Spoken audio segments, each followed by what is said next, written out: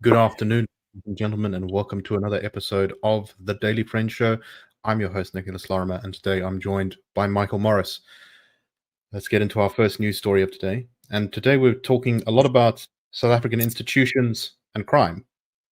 All three stories of ours have a strong connection to those themes. The first one is the police minister warning that South Africa could become a gangster state. The next is that residents in parts of Cape Town and in Hanover Park taken to the streets, threatening to kill drug dealing gangsters in their neighborhood. And we've got a story about South Africa's potential oil and gas wealth. But let's get into the first one. So the police minister, Feroz Kachalia, who has been appointed as the previous one, is on suspension. On Senzo Machuno is on suspension because of his alleged ties to organized crime. Police Minister Feroz Kachalia says that South Africa risked becoming the next Colombia or Ecuador should government authorities fail to roll back the tide and reform anti-corruption institutions into more effective entities. In an interview on the sidelines of the Katlego Motlhande Foundation Forum, Kachalia said that patterns of criminality in the country had evolved with the emergence of cartels and criminal business enterprises in areas everywhere from kidnapping to extortion, construction, drug dealing, and gangs. He said, quote, "Some of these cartels are infiltrating government institutions. So take Kat Matala, for example. He and his co-conspirators were able to infiltrate procurement systems in a variety of institutions. There are also clearly links with political leaders. While corruption, which involved the abuse of public power, and organized crime exist separately, increasingly they are connected, which makes this a threat to national security." Kachalia said that he's looking to implement reforms and that there are recommendations that will be soon provided, which will include the creation of an Office of Public Integrity, which is a constitutionally independent body that would have the power to investigate systemic corruption. This is a proposal. It's not actually been agreed to. That's likely to come down the pipe. So, Michael, I think this is very good. I think this is actually one of the benefits of having Feroz Kachalia, who is a guy who's, I would say, definitely kind of in the ANC's universe, but not sort of a party, not like kind of connected to the day-to-day politicking that most ANC politicians are. And as a result, he's able to say things like this. And this is very true. This is a major threat to South Africa now, that South Africa is in danger of being captured essentially by organized crime. What's your take on this? Yes, I think you're absolutely right. Both the significance of what he is saying, but also who he is, and that has, in a sense, unwittingly provided him the opportunity to say things which might not have been, we might not have heard had a minister in tune, the suspended minister, been replaced by somebody from within the ranks.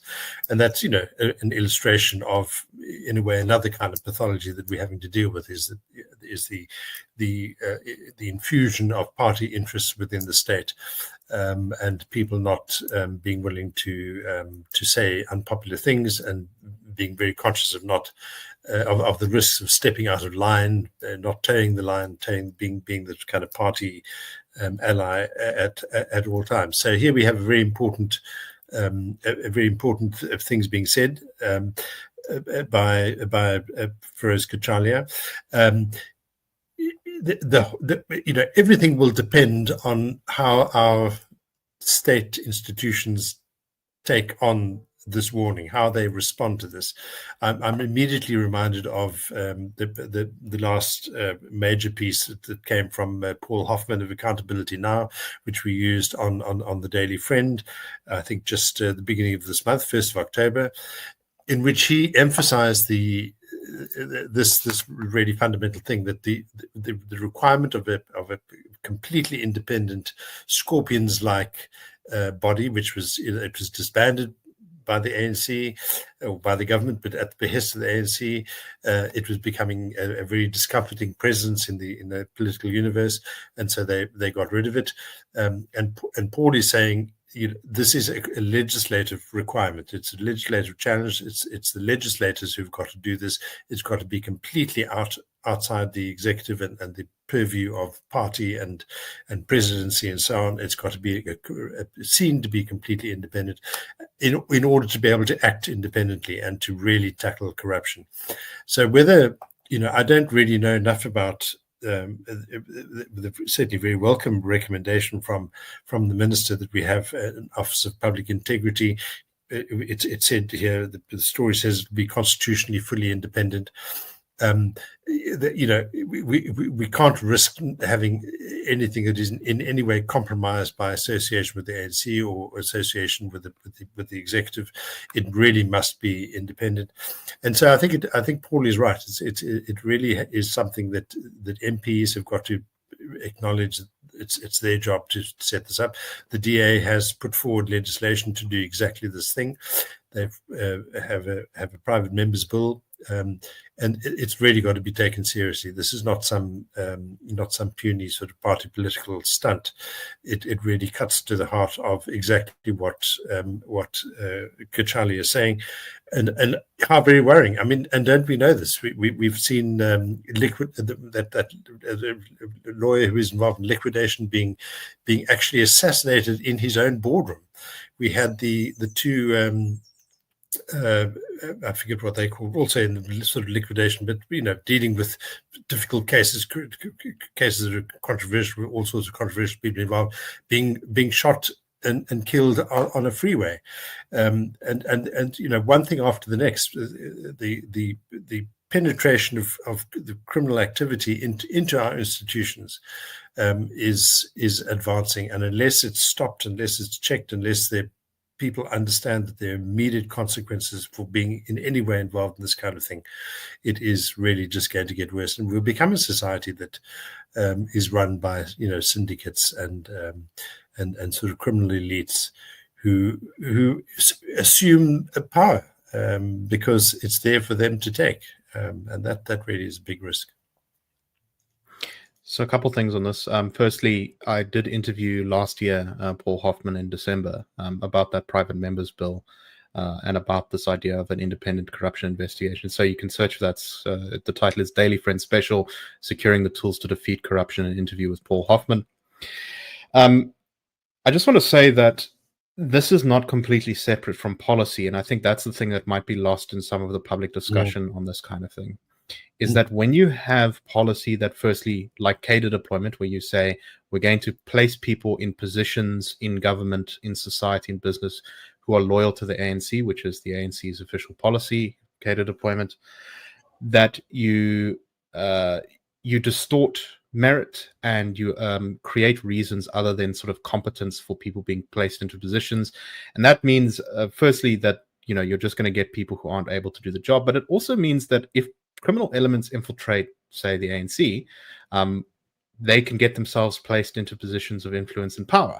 And it becomes an incentive for them to do that because there's access to all these resources. So why wouldn't you do that? Also, when you have a very interventionist state that makes decisions, lots of economic decisions, spends lots of money, decides who can have a business, decides who can't have a business, that kind of thing, you raise the stakes for economic extractors to seize control of the state. If the state kind of has a little bit more of a laissez-faire response, if it's just kind of willing to make fewer decisions about economics, there's not nearly as much value in criminal elements actually capturing the state because, it doesn't give them that much power.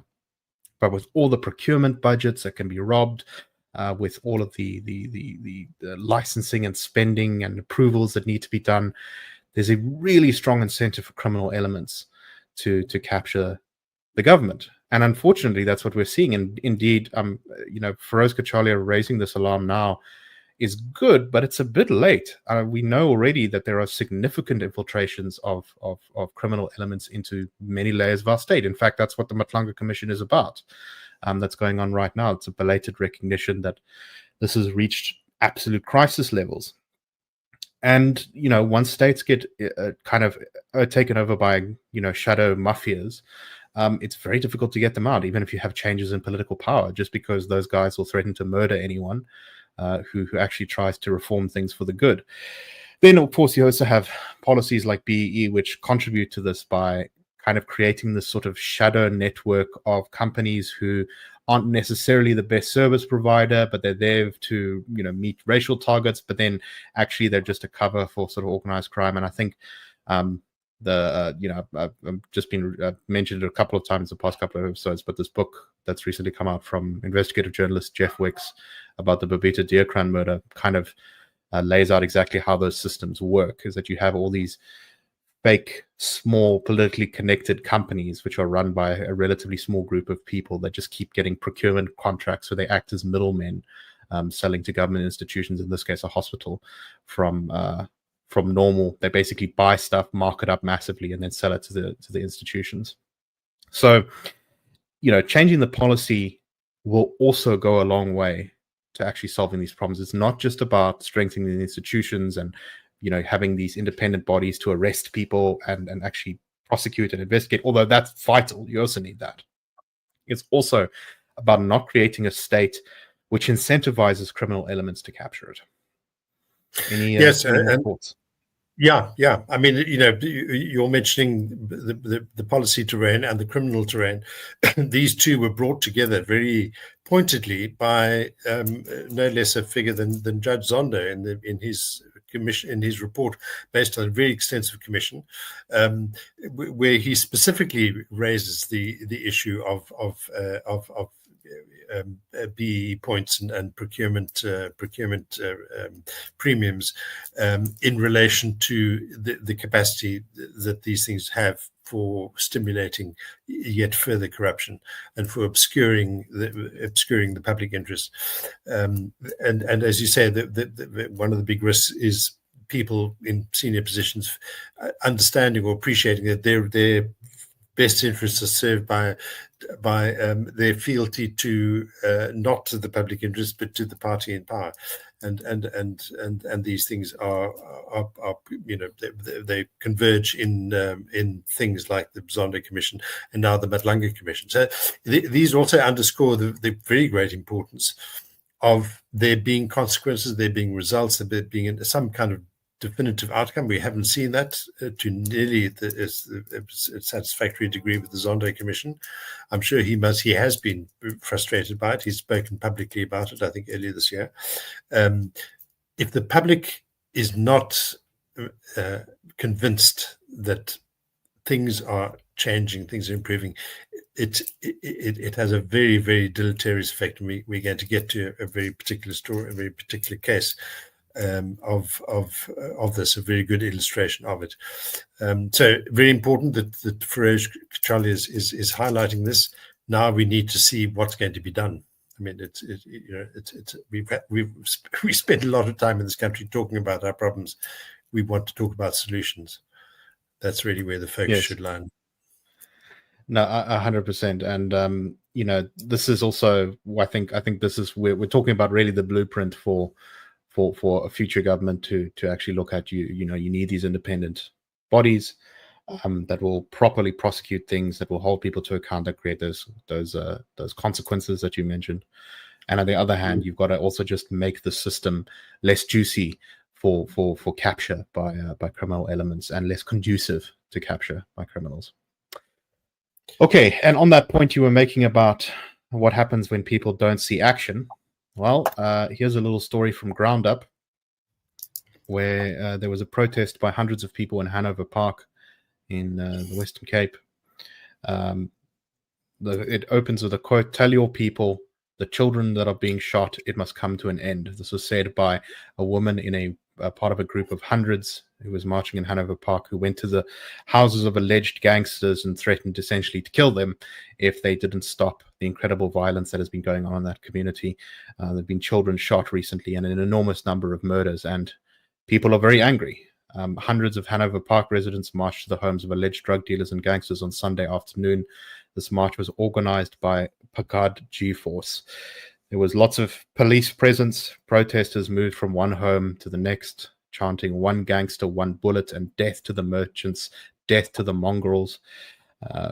People went outside the home of a gangster who allegedly belongs to the Incredibly Gifted Bastards, which is a great name for a gang, I must say, saying, "We are here with a message. Tell your people the children are being shot. It must come to an end. This is your final and last warning. Your brother is already in the ground. Your brother is dead from shooting children. A member of the march said that police and councillors are doing nothing, that shootings in the community are constant, and it isn't safe for children to walk to school or play outside, that the community needs to stand up. Quote, sitting at home is not going to benefit you. We all have to rise to the occasion. Are we going to forever live in fear? The Pakad G4 secretary said the community had asked them to assist because they don't have anyone else to turn to. Quote, we've had enough and they need to step up because it can't go on like this. Our innocent kids can't be killed. And Michael, this is very, very understandable. I mean, with this incredible level of violence, with the fact that the police are as dysfunctional as we know they are, and under-resourced as we know they are, the fact that people just feel like their communities are just being completely dominated by violence, crime, drugs, children being shot in crossfire, murders taking place all the time. This rage comes from a very real and desperate place. And yet I fear that this is really not going to help. Let's say they killed all the gangsters.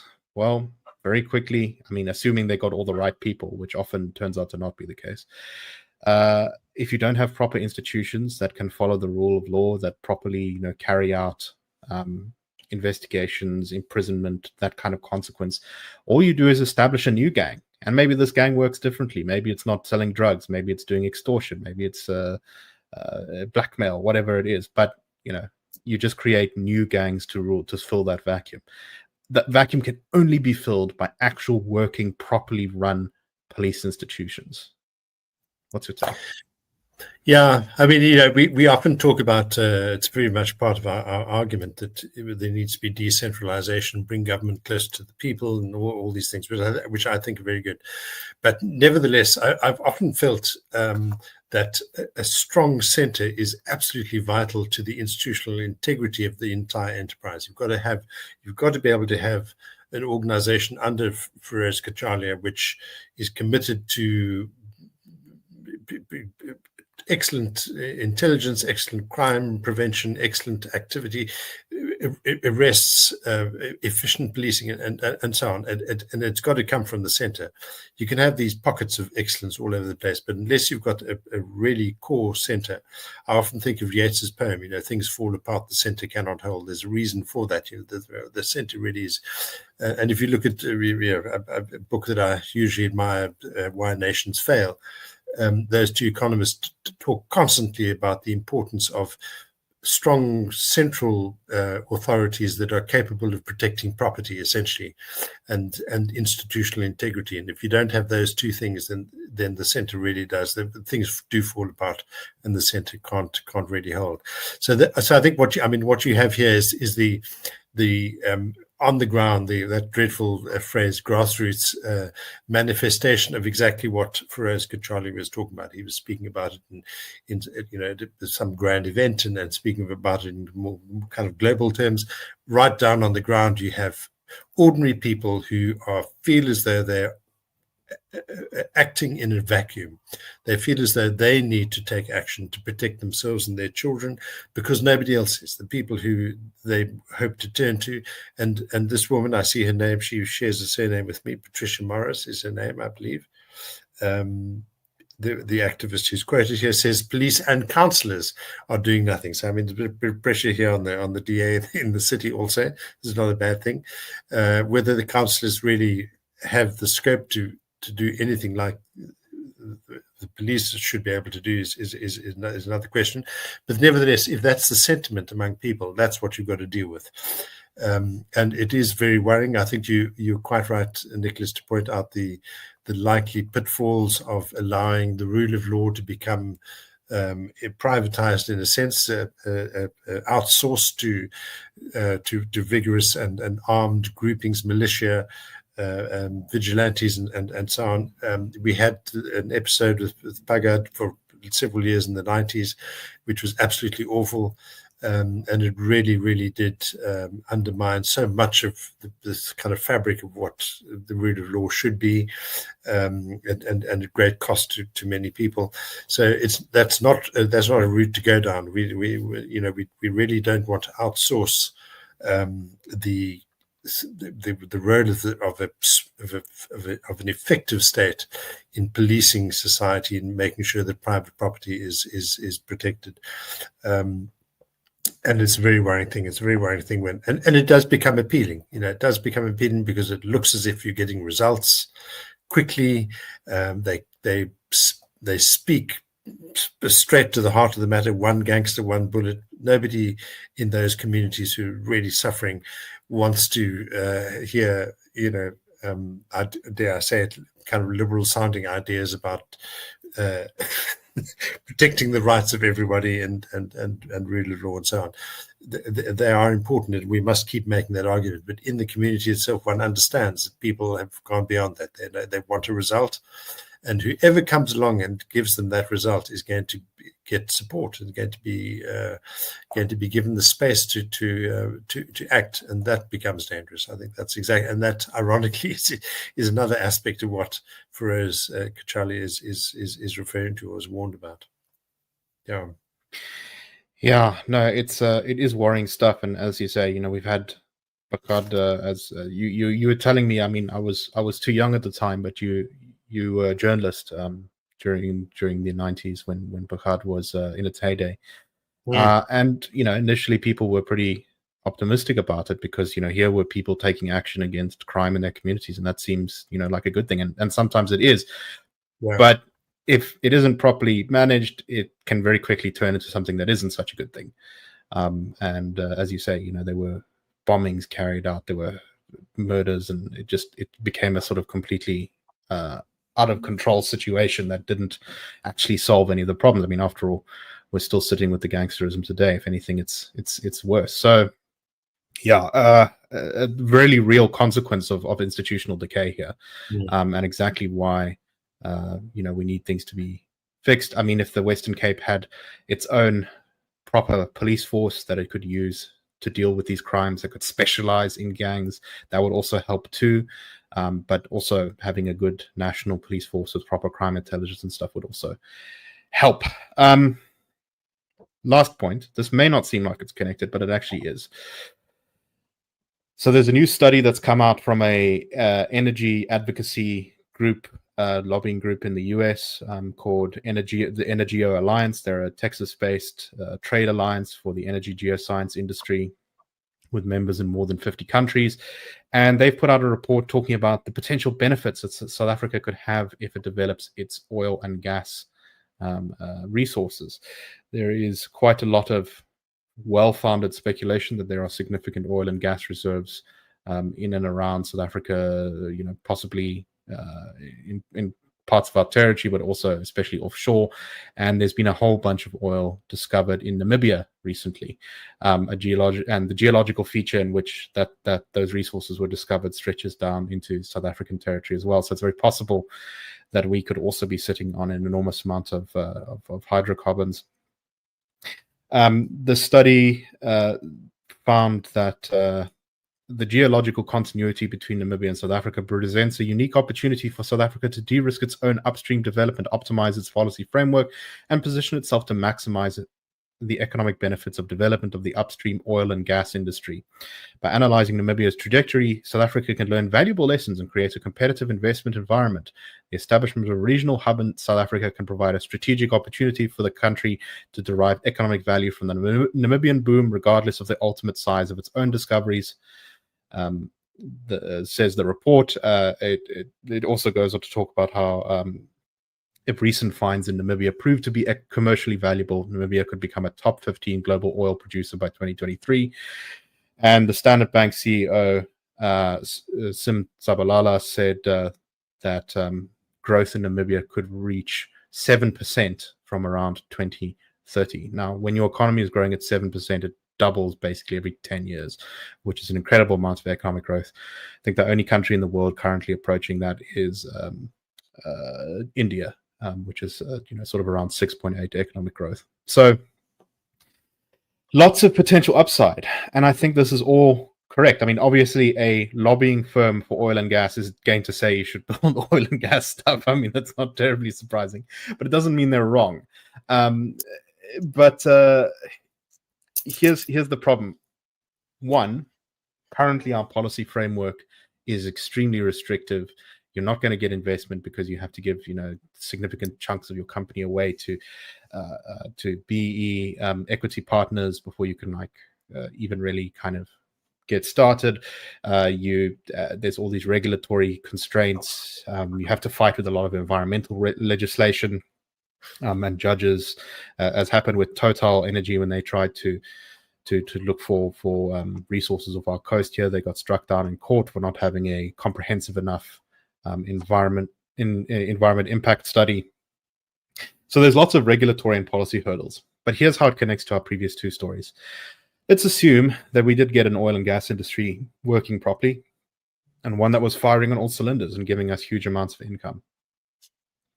Would we look like Norway with its sovereign wealth fund? Probably not. Because of the incredible capture of state institutions by criminal elements, I suspect we'd look far more like Equatorial Guinea. Michael, what's your take on all of this? I'm not sure whether Botswana law is still the same, but Botswana always stood out as a case apart when it came to its mining law, its approach to mining investors. And I think the two basic requirements were that you could actually do the job, you could dig a mine, and B, that you had the money to do it. And if you could meet those two requirements, you were pretty much assured of a kind of go ahead. As I say, things have changed a little bit, but Botswana, I'm not sure if that's still the case. But that really represents what where the potential for a society, for a whole country lies, is just that leap of imagination in allowing the private sector to simply succeed, because every case study around the world shows that when you do that, the most people that you can expect will benefit from whatever development occurs.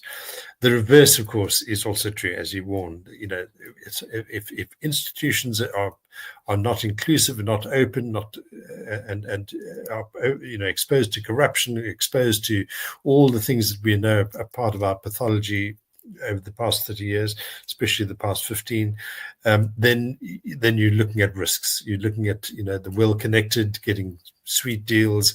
You're getting the crony capitalists. You're getting the cadres, all coming in and sort of feeding at the trough, and none of the development being really of any major economic significance to the bulk of the society, and perhaps even just making things worse. Just further enmeshing the country in the precisely the pathologies that have got us to this tricky state we're in now. So yeah, it is a worry. It looks very appealing. We have this kind of great wealth that we can exploit, but without the institutional fabric to manage that or to place it in a sound economic context and sustain it in that sound economic context, it's very likely that it'll be actually be a penalty more than a benefit.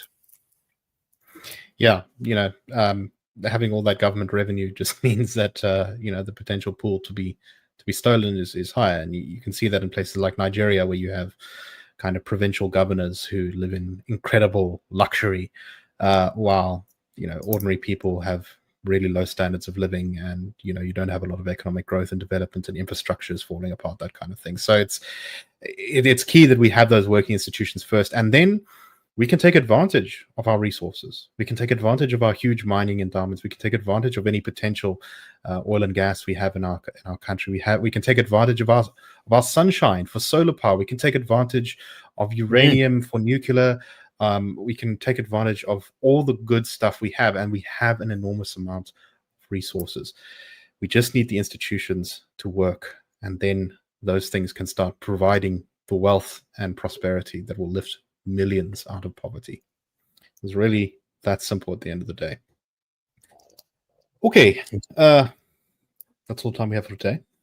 Thank you very much for listening. We will see you all tomorrow on the Daily Friend Show. Cheers, everyone, and have a great day.